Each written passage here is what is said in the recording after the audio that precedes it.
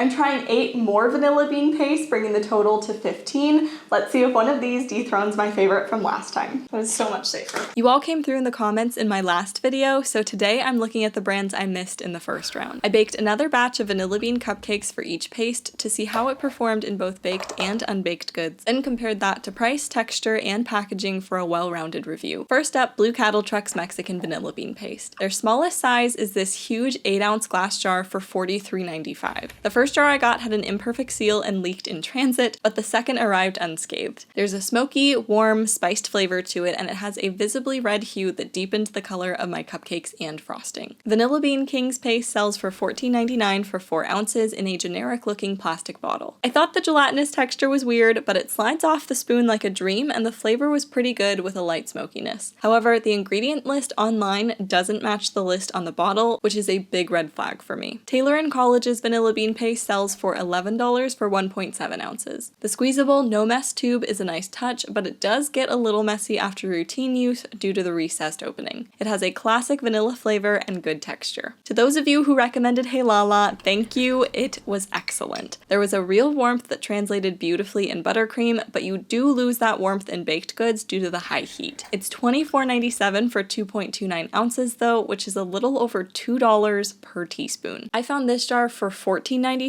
but it's still a save it for a special occasion vanilla paste and not for casual use. Next, I loved the label on Cook's small batch vanilla paste. A 4-ounce glass jar is $19.99 and has a classic sweet vanilla flavor that's very good. It also slides off the spoon beautifully, which was much appreciated. Native Vanilla had the largest speckles I have ever seen in a vanilla bean paste, agave-based or otherwise. At $14.99 for 4 ounces, that had me worried about the texture, but it's not gritty at all and has a subtle warmth similar to Heilala. Very good. A round of applause for Watkins because they make the only paste I've tried that has both good flavor and one-handed use. Because sometimes you need a splash of vanilla bean paste in your meringue like right now. It's quick, classic vanilla flavor at $10 for 2 ounces. Lastly, Vanilla Bean Project retails for $24.95 for a 4-ounce glass bottle. It's one of the pricier options on the market, so I was hoping for a little more nuance and flavor. It's good, but there's no warmth or smokiness to set it apart, and the texture was really stringy for as thick as it was. Overall, for casual use, I do still love Rising Star's vanilla bean paste, but if you want that incredible vanilla glow for your unbaked goods, I would recommend picking up a jar of Heilala for those special occasions. And speaking of favorites from my last video, I had a couple of those brands let me know that they've recently updated their formulas, and they were kind enough to send the new bottles my way. So I think I'll do one final round to compare my favorites head to head, and maybe with something other than cupcakes. Stay tuned!